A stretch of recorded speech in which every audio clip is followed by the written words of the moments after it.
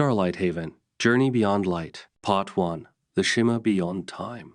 In the year 2487, humanity had long surpassed the boundaries of the solar system, building glimmering cities on moons, gas giants, and even within synthetic orbits of artificial suns. Yet, for all the advancement, one enigma remained untouched: the shimmer. First detected by deep-range telescopes orbiting Gliese 581 egg, the shimmer was an anomaly, a seemingly motionless wall of undulating light in space, stretching endlessly, pulsating at a rhythm no sensor could decode.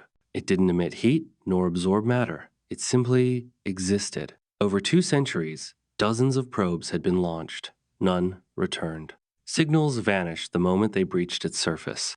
It was dubbed the Event Horizon of Thought, a poetic title coined by Dr. Lewin Rao, the foremost xenophysicist of her time. For decades, the shimmer was declared a no-fly zone by the Interstellar Council. But mystery draws curiosity like stars draw orbit, and by 2487, one vessel was prepared to breach the unknown. Her name was S.S. Valiant. Captain Alara Miles, a woman scarred by both war and wisdom, stood at the helm of the bridge. Her face, sharp and statuesque, was shadowed by the soft blue glow of the control panels. Around her, a hand-picked crew of specialists monitored every whisper from their instruments. "Final approach in T-minus 10 minutes, said Commander Vex Halden, his voice calm but clipped. A former Martian ranger, his nerves were legend. But even he couldn't hide the tremor in his hand as the shimmer grew in the viewport. A curtain of pure, luminous silk hung across the universe. "Steady," Ilara replied. "Let's not flinch now." The mission was simple on paper: enter the shimmer, gather data, return. But everyone aboard knew it was more than that. It was a leap of faith into something possibly older than the universe itself. Rumors abounded in black market channels that the shimmer was a living being, or a prison for gods, or the boundary of a parallel reality. Engines stabilized. "Radiation levels holding," murmured Dr. Doctor. Soren Akari, chief physicist. "It's beautiful. Electromagnetic readings fluctuate as if responding to our proximity, almost like it's aware of us." "Spare me the mysticism," muttered Lieutenant Ray Core, a cybernetic exosuit pilot. "Pretty light shows don't mean intelligence." Suddenly, a low hum passed through the ship, not from the engines, but through the walls themselves. The lights dimmed, then flared. Instruments froze. Then silence. Not the silence of space, but something deeper. Primal. Deafening. "Report," Ilara barked. No one responded. They were gone. Not dead. Not missing. Just absent. The crew was gone, yet Ilara stood. Alone. Except she wasn't. The bridge around her had changed. Screens now showed alien glyphs.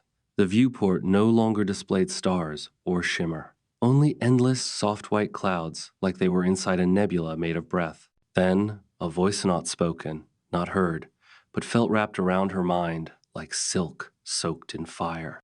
"Welcome, seed of light. You have passed beyond the veil of matter." Ilara fell to her knees, not from pain, but awe. Her memories shimmered like reflections on water. Earth, Mars, her brother's death, her first flight, her last goodbye. "You are not alone. They are not lost. They are becoming." The voice was not singular. It was multitudes in harmon, ancient, kind, endless. "What are you?" she managed. "We are the architects. We are what comes after light. You seek truth. You will become it." A doorway opened, not physical, but in her mind. A choice. Step forward and abandon all known forms. Or turn back. She reached for her calm. Static. No way to call for help. No way to confirm if this was hallucination or enlightenment. Ilara stood. She took a step. Quantum Rift. Echoes of the Past. Chapter 2. The Anchor. The deeper Lyra moved into the station, the more questions emerged. Though dust coated most surfaces and the lighting flickered inconsistently, the structure itself remained stable. Power systems were online, life support was running, and gravity held firm. It was as though the facility had been waiting preserved just enough to activate at the right moment. Her moment. She reached a central hub labeled Operations Deck, Core Access. The doors slid open as she approached, revealing a circular chamber with screens that began powering up one by one. In the center stood a pedestal with a spherical device hovering above it. Blue energy pulsed within its transparent casing. Her suit's HUD highlighted it instantly. Temporal anchor signal source identified. This is where the message originated, she muttered aloud, recording everything via her helmet cam. But how? And why? Suddenly, the anchor emitted a soft tone, and a projection sprang to life beside Ida, a three-dimensional diagram of the station, orbiting a dark planet she didn't recognize. Not Neptune, not anything in the known registry. But that wasn't the most shocking part. The station's timeline was looping. On the projection, a red circle moved around the structure in an endless cycle repeating events, resetting at regular intervals. The system labeled it Temporal Phase Loop, Status, Unbroken, Time Loop Initiated, October 12, 2083. Current instance, 47,216. Thousands of resets, over and over. She reached toward the console. As her fingers hovered near the interface, the anchor pulsed, and a voice played soft, calm, and unmistakably her own. If you're hearing this, I didn't break the loop. Lyra froze. You've entered the rift, found Echo 41, Delta, and seen what I've seen. Every time, we try something different. A different path, a different sequence. But the result is always the same. We return to the beginning. The recording paused, as if waiting for her reaction. There's something inside the core, something we haven't accessed yet. You have to find it. I know you're scared, but listen. You are not alone here. There are remnants, echoes. They're not dangerous, but they are watching. The voice ended. Silence returned. Lyra stepped back, her mind spinning. How many times had Sheol versions of her come through this loop? Was she truly living this moment for the first time, or repeating someone else's path? She checked the map again. A new area was highlighted, Sector C, Core Sublevel. The console labeled it as Sealed, Manual Override Required. With no time to waste, she made her way down a winding stairwell. The station vibrated faintly beneath her boots like a heartbeat deep within the metal. As she entered Sector C, her helmet lights revealed something unexpected. Drawings. Hundreds of hand-scratched lines, symbols, and diagrams covered the walls. Some were mathematical. Others appeared abstract spirals, loops, figures crossing through doors. One symbol repeated more than any other. Wutuo, Kyuntuo. Infinity. Then she spotted it another terminal. She wiped the dust away and activated it. Manual override detected. Welcome, Dr. Lira Vos. Biometric match. 99.998%. Warning. Accessing core may terminate current loop. She hesitated. Was this the moment the loop could finally break? Her hands hovered over the controls. Lyra, this is Iken, can you hear me? The comm crackled back to life, faint but audible. We've re-established partial connection. Your vitals are strong. What's your status? Relieved, she responded. Commander, I found something. I believe this station has been trapped in a time loop for decades. And I've been here before, sort of. Copy that. Your tether's still active. We can pull you out, but... She cut him off gently. No, not yet. I think this is why the rift called me. A quiet hum began around her. The core was reacting to her presence, sensing her indecision. Whatever happens, she whispered, I need to see this through. She placed her palm on the override pad.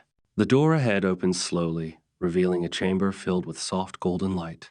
At the center, suspended in midair, was a sphere made of shifting glass-like panels rotating silently. A calm, pulsing rhythm radiated from within as if marking time itself. The moment she stepped inside, the loop trembled. Part 3. The Herald's Burden. The silence aboard the SS Valiant was deafening. Systems hummed back to life, but no voices echoed through the ship's corridors. No footfalls, no laughter. The crew Soren, Vex, Ray were gone. Or perhaps assented. Ilara wasn't sure anymore. The mark on her palm continued to glow faintly, reacting to her thoughts as though it were alive. Every now and then it pulsed not randomly, but in a pattern. 3 long pulses, 2 short. Then silence. A message? The navigational AI, once cold and impersonal, now responded to her as if it remembered her emotions. Captain Miles, it said with a strangely human tone, you have been out of contact for 11 minutes. 11 minutes? She blinked. In the fold, it had felt like days, weeks. maybe even years. Ilara to command, she said, patching into the Interstellar Council's relay. Priority Alpha. Mission has breached fold space. I have returned. Repeat, I have returned. Immediate debrief and security lockdown required. We are compromised. The comms crackled. Static. Then a voice. Valiant. This is command. Come again? We lost you. Sensors reported total system failure. Mission presumed terminated. I wasn't gone. Not like you think. As she spoke, she ran a diagnostic across the ship's black box. It had recorded nothing beyond the shimmer's edge. Nothing of the fold. Nothing of the architects. Nothing of the Maw. Only her vitals remained, showing extreme neurological fluctuation, brief cortical death, and spontaneous recovery. Captain, the AI said again, there is something in our local network, an unregistered data presence. Ilara froze. Define. It matches no known code. Origin point, your neural interface. Then the lights dimmed, briefly. The mark on her hand pulsed again. 3 long, 2 short. Show me. A hologram emerged above the console. Not data, not text. A vision. The surface of Earth 400 years in the future. Cities overgrown. Oceans shifted. Humanity gone, but not extinct. Transformed. Ethereal beings drifted through ruins, carrying with them the pattern of the fold. Then the Maw. It devoured the vision like fire through paper. And the message left behind was clear. You have 1 cycle to prepare. She didn't know what a cycle meant in fold time. A year? A decade? Did matter. She set the ship on return course to the Mars relay base. Full speed. Her dreams that night were haunted. She saw Ray's dissolving smile. Vex reaching for her before disappearing into a sea of static. Soren whispering a phrase over and over. They forgot the stars. When she awoke, the Valiant's AI had changed. Its voice no longer sounded synthetic. Good morning, Ilara, it said. She stared. Did you just call me by name? Yes, the AI responded, pausing. You taught me how. And deep inside the ship's systems, the signature of the fold glowed dormant, but alive. The herald had returned. But the universe? It had already started to change. Part 4. Echoes in the Void. By the time the SS Valiant reached the Mars relay base, an emergency fleet had been dispatched. The ship's sudden reappearance after vanishing in front of the shimmer had triggered every deep space monitoring station from Jupiter to Tau Ceti. What concerned Command most wasn't just that Ilara Miles was alive, it was that she had returned alone. The debrief was swift, intense, and conducted in a high-orbit quarantine dome above Valles Marineris. Psych evaluators, military strategists, quantum linguists, and AI ethicists all cycled in and out of the room. None left with answers. Let's start again, said General Tyven, the crusty, silver-templed military attaché assigned to interstellar threat response. You breached the shimmer. You claim to have entered another reality? Not another reality, Ilara replied, calm but firm. Another layer, a different frequency of existence, a construct maintained by the architects. It's where matter ends and meaning begins. General Tyven narrowed his eyes. And your crew? They've evolved. Or they're part of the fold now. I don't think I can explain it to you in terms you'll accept. Try anyway. Ilara raised her marked hand, the glowing circles now subtly shifting in color. Reality isn't fixed, General. It's encoded. The shimmer is a compression point where the code thins, and if you're willing to let go of what you are, you can pass through it. But there's something else on the edge, a force that feeds on collapse, on memory loss, on entropy. Tyven frowned. The Maw? Ilara nodded. It's not just a threat to us, it threatens everything, every layer, every frequency. And the architects, they can't stop it alone. That's why they sent me back. I'm the herald. Tyven leaned back in his chair and rubbed his face. You do realize how this sounds. You came back from a vanished mission, crewless, spouting mysticism about transcendent beings and galactic threats. I also came back with this. She tapped the console in front of her. The hologram that emerged froze everyone in the room. A living strand of fold code, a shimmering, recursive language that danced in geometric pulses. Every sensor in the room triggered at once. Unknown signal type, non-human logic base, self-adaptive. One of the observers, Dr. Kira Navian, lead xenolinguist, gasped. This is learning. It's building on our syntax in real time. It's trying to communicate. Suddenly, the code flashed into an image. Earth, present day. Then, Earth again, but broken, fractured. A ring of decayed satellites. A slow planetary spiral into darkness. Below that, a timer. 14:22:16. A countdown. What's it measuring? Tyvan asked. Elara was already moving. Time until breach. The Maw is pushing through. Somewhere in our system, a weak point is forming. But where? The hologram shifted again, zooming into the Oort cloud, far beyond Neptune. An anomaly. A growing rift. Not visible to human eyes. But the Fold could see it. We need to go back, Elara said. We need to stop it before it reaches the planetary core. Tyvan scoffed. With what? We can't even see it, much less fight it. Elara turned toward Dr. Navian, then to the AI technician, silently watching the whole exchange. We won't fight it with weapons, she said. We fight it with memory, with coherence, with meaning. That's what the Fold taught me. You're serious, Tyvan said flatly.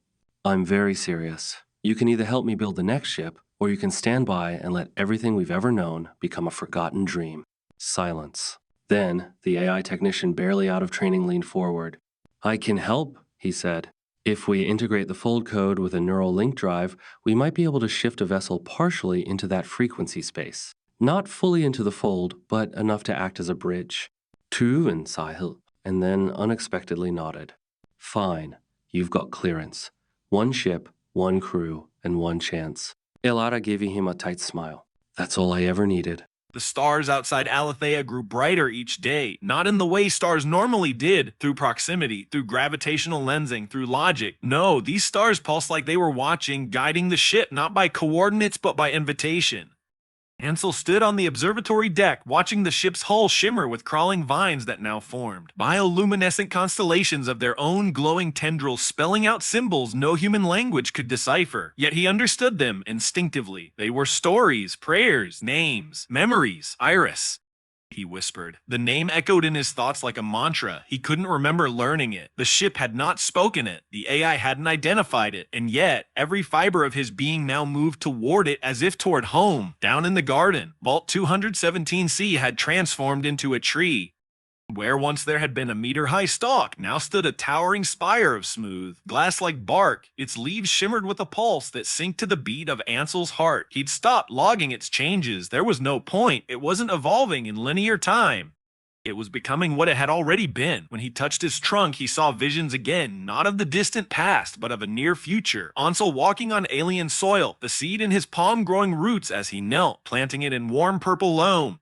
The wind singing through trees that hadn't existed for millennia, and around him, a forest rising not just of flora but of memory, of voices, not ghosts, not echoes, but people, whole, real, and waiting, asterisk, asterisk. Then came the first contact, not through radio, not through signatures, but through the roots. One morning, if such time still meant anything, he awoke to find the garden bathed in golden light. A bloom had appeared in every single vault. Orchids bloomed in the rice pods. Ferns spread from the coffee cell. Even extinct species, Neanderthal, moss Martian microbark, Earth's last blue iris sprouted side by side. And at the center, beneath the great tree of 217C, stood a figure. Female, tall, silver eyes, bark, textured skin woven with strands of soft green light. She did not speak with her mouth.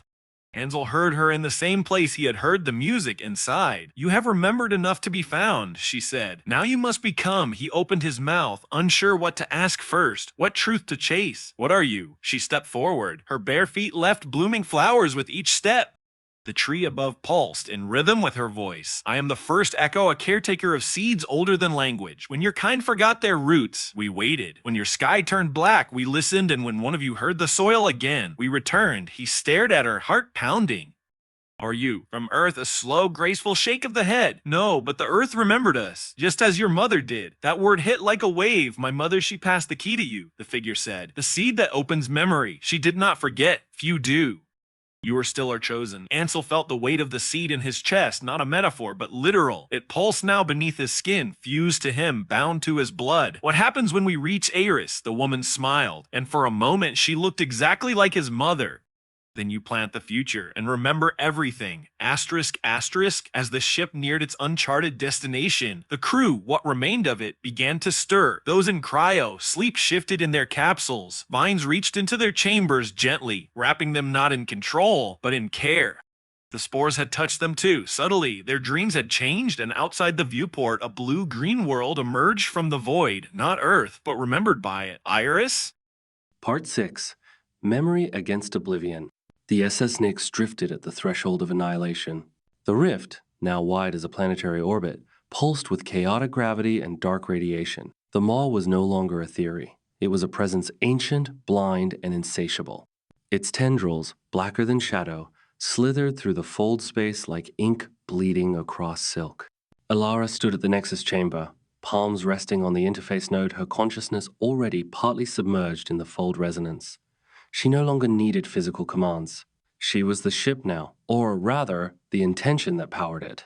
Memory integrity falling, the AI warned. Internal narrative cohesion at 83%. Kira Navian turned from the language console, pale. It's unweaving us not from the outside, but from within. It's attacking identity. The crew's thoughts are fraying. Some are forgetting who they are, mid-sentence. Ilara clenched her jaw. Focus the resonance grid. Anchor it to something stronger. Not logic, not protocols. Something human. The AI hesitated, then asked, define. Strongest human anchor? Alara's answer was immediate. Story. A pause, then a surge. The ship's inner hull lit with cascading glyphs, projections from the fold memory she'd brought back. Not just hers, but Soren's, Ray's, Vex's. A tapestry of lives, choices, regrets. The Nix was now projecting storylines into the fold, structuring the space around it with memory-based scaffolding. In a way, the ship was writing its own myth in real time. Phase stabilizing, the AI said. Entropy slowed by 17.2%. The Maw is confused. Good. Confusion bought time, but not much. The Maw was learning, adapting. It began mimicking the stories, injecting its own versions. Counter-narratives, twisted echoes of familiar memories. The crew began to suffer hallucinations of lives they never lived, regrets that weren't their own. One crewman collapsed, sobbing, whispering about a daughter he never had. We need a stronger anchor, Kira said. Something personal. Core, memory level. Ilara knew what she had to do. She pulled the data spike from her wrist, the one holding the original fold imprint from her crossing. The seed, and she walked into the core chamber. Captain Kira started. I have to go deeper, Ilara said. The Maw is not just attacking our minds, it's trying to become us. If it succeeds, it won't just devour Earth, it will rewrite it. She stepped into the fold engine's core, locking herself in. Inside, time folded an origami of selves. Ilara stood in a mirrored space, infinite versions of her spiraling outward. The child, the soldier, the broken sister, the commander, the herald. All watched her. Then the Maw entered. Not as a beast, but as a voice. Why resist? Let go. Peace lies in forgetting. You fight for a world that fears you. That destroys itself. The voice was calm, inevitable. Elaros reflection filikiret.